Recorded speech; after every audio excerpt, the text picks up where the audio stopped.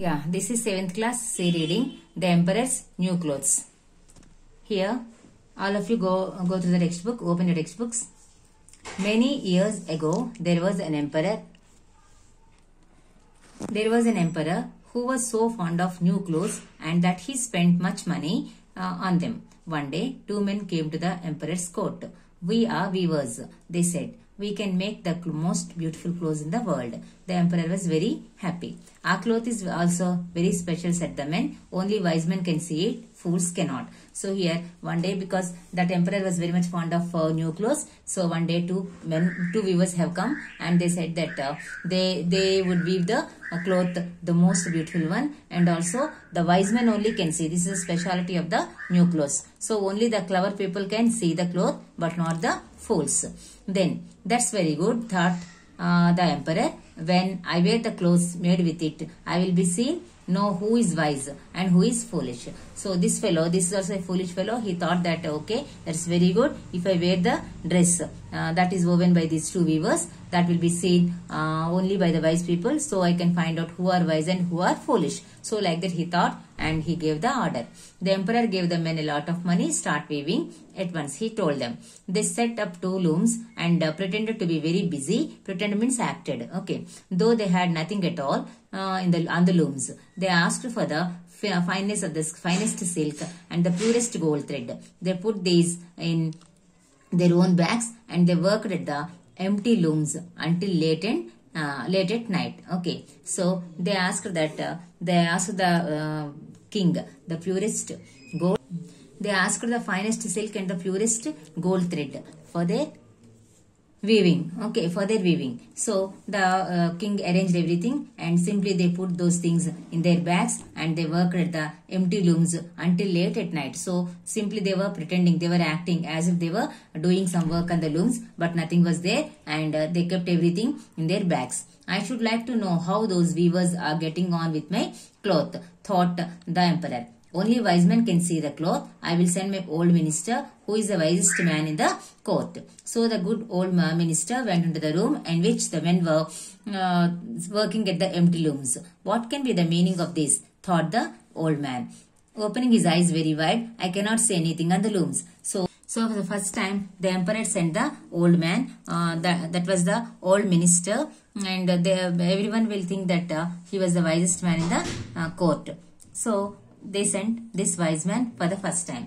Then he went there and he had seen on the empty looms nothing was there. Simply these two weavers, they were acting as if they were doing something on the loom.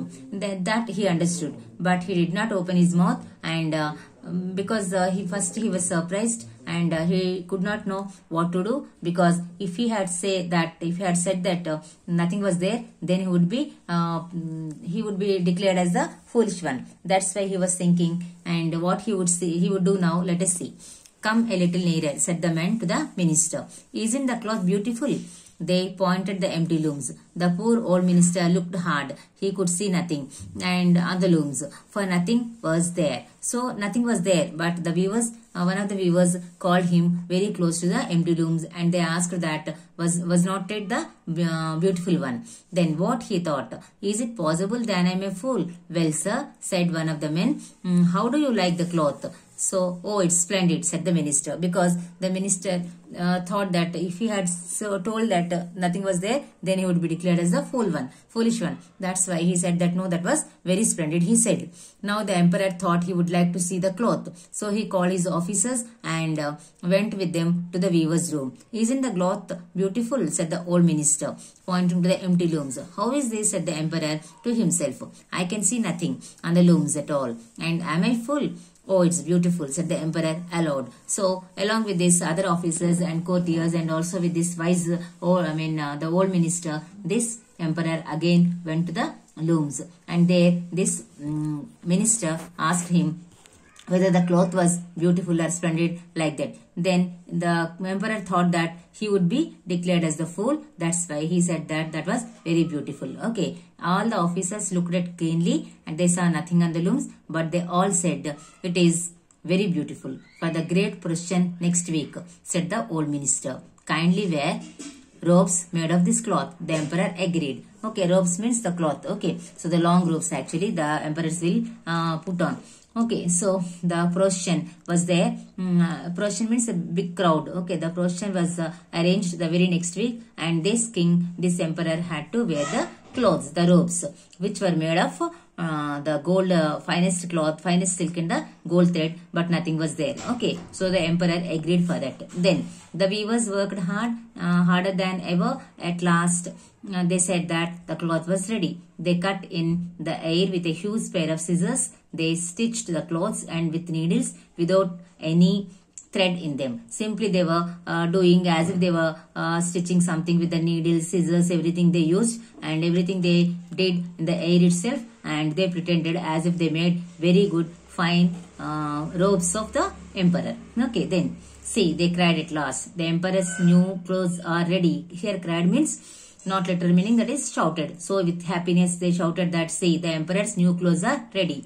The emperor went to the weavers with his officers. The weavers raised their arms and in the air and said, these are the trousers and this is the coat. Okay, so this emperor went there, and the weavers simply with empty hands they showed in the air that the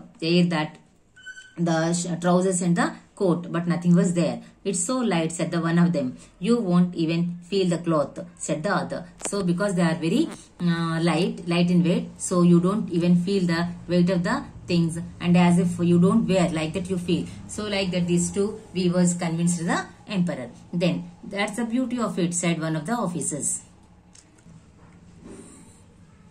That's the beauty of it, said one officer. That's the beauty of it, but they could not see anything. There was nothing to see. Okay, so every officer said that was a beautiful cloth, but nothing was there, but all of them agreed for that.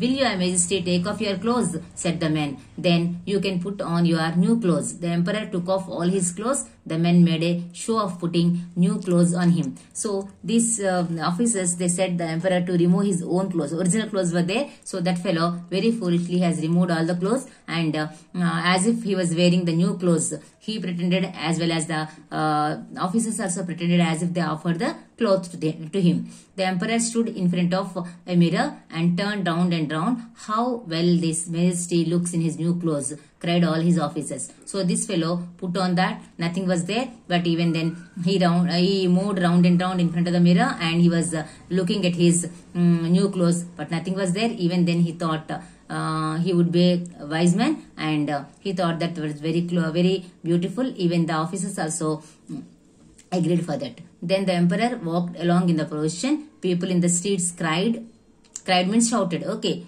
how beautiful the emperor's new clothes are, but he's got nothing at all, said a little child. Okay, so what happened? The people also shouted that the clothes were very beautiful. The emperor's clothes were beautiful, because if they had not said that, definitely they would be proven as the foolish ones.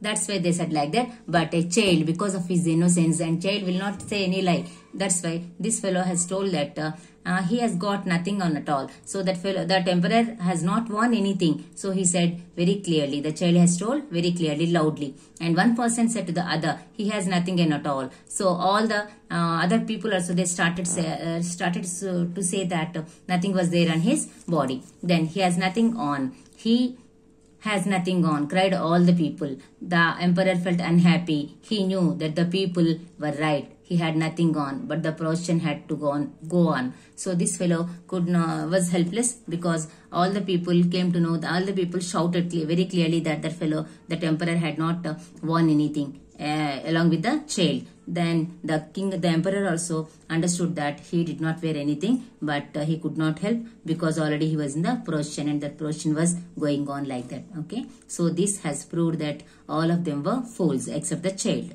Thank you.